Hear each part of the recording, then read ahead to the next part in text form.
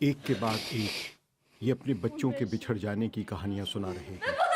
Istanbul کے ایک hall میں چین کے علاقے سنکیانگ سے تعلق رکھنے والے یہ ویغور مسلمان اپنے عزیز و اقربا کے اپنے بچوں سے جدا ہونے کی ناقابل بیان غمگین کہانیاں بیان کر رہے ہیں۔ ان بچوں کا کون خیال کر رہا ہے؟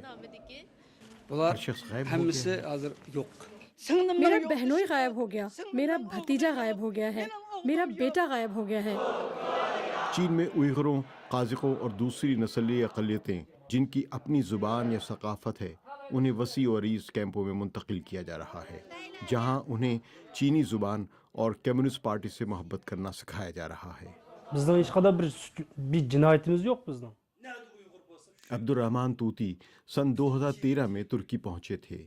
3 برس قبل ان کی بیوی اور بچے سنکیانگ گئے تھے، تب سے وہ لاپتہ ہیں۔ اور پھر یہ ویڈیو منظر عام پر آئی۔ آن لائن پر پوسٹ کی جانے والی اس ویڈیو میں ان کا بیٹا ایک بورڈنگ سکول میں اپنی مادری زبان ویغر کے بجائے چینی زبان میں بات کر رہا تھا۔ یہ اپنا نام بتاتا ہے عبدالعزیز اور عمر 4 اور اپنے وطن کا نام عوامی جمہوریہ چین۔ ان کا مقصد ان کو چینی بنانا ہے اور ان کی اپنی شناخت اور ثقافت ہم سے چھیننا ہے۔ میرا بچہ 3 برس سے چینیوں کی تحویل میں ہے۔ ان کیمپوں کے قریب چین اور بھی بہت کچھ تعمیر کر رہا ہے، بہت وسیع و عریض اسکول جن میں قیام کرنے کے لیے بڑے بڑے ہاسٹل بھی ہیں۔ ان اسکولوں میں سینکڑوں بچوں کے رہنے کی گنجائش ہے۔ ہم نے ایک کیمپ کی فلم بنائی۔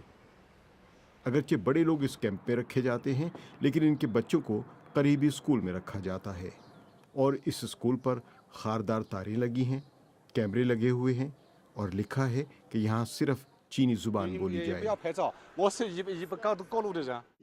جوا گوئی جیانگ سنکیانگ کے پروپیگنڈا محکمے کے اہلکار ہیں۔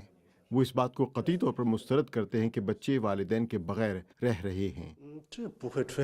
ایسا کوئی واقعہ نہیں ہے۔ اگر کسی ایک خاندان کے تمام ارکان کو تعلیمی و تربیتی کیمپ بھیج دیا گیا ہے تو پھر اس خاندان کے لیے سنگین مسئلہ ہونا چاہیے، لیکن میں نے ایسا کوئی واقعہ نہیں دیکھا ہے۔ امینہ وائد جو ترکی میں کپڑوں کی دکان چلاتی ہیں، انہیں حال ہی میں سوشل میڈیا پر اپنی سوتیلی بیٹی کی یہ تصویر نظر آئی۔ یہ اس بات کا اشارہ ہے کہ اس کے قریبی عزیز کیمپ میں ہیں اور اس کی سوتیلی بیٹی بورڈنگ سکول میں چینی لباس پہنے ہوئے ہے۔ اس کو وہ لباس پہننے پر مجبور کیا گیا ہے جو وہ نہیں پہننا چاہتی ہے۔ میں اس سے کہوں گی کہ وہ نا امید نہ ہو، اور یہ بھی مت بھولے کہ وہ ایک ویغر ہے۔ بی بی سی کی جانب سے سرکاری دستاویزات کی آن لائن تحقیق کے مطابق سن 2015 سے لے کر سن 2018 تک پورے چین میں چھوٹی عمر کے اسکولوں میں داخلوں میں اضافے کی شرح صرف 8% ہے، لیکن سنکیانگ صوبے میں یہ شرح نمو 82% تھی، جبکہ سنکیانگ کے ویغور آبادی کے علاقوں میں یہ شرح اس سے بھی کہیں زیادہ تھی۔ سنکیانگ کی انتظامیہ کوشش کر رہی ہے کہ وہ نوجوان نسل پر مکمل کنٹرول کر لے تاکہ ایک نئی نسل تیار کی جا سکے جس کا اپنے بزرگوں سے، مذہب اور عقائد سے اور اپنی ثقافتی روایات سے کوئی تعلق نہ ہو۔ ہم اسے ثقافتی نسل کشی کہہ سکتے ہیں۔ خالدہ اکت کنکازا اب قازقستان منتقل ہو چکی ہیں۔ جب انہیں معلوم ہوا کہ چینی کیمپوں میں جانے کی وجہ سے اس کے 14 پوتے ماں باپ کے بغیر رہ رہے ہیں تو اس نے گاؤں کے حکام کو فون کیا۔ میں نے پوچھا، اے نور علی بیگ، میرے بچے کہاں ہیں؟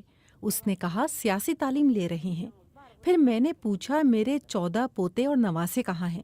وہ بولا وہ زندہ ہیں، اور فون بند کر دیا۔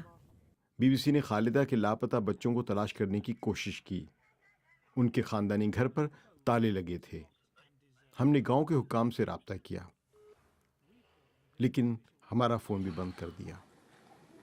ہمیں پتہ چلا ہے کہ خاندانوں کے بچھڑ جانے کے اس انداز سے لوگوں کی ایک کثیر تعداد غائب ہو رہی ہے۔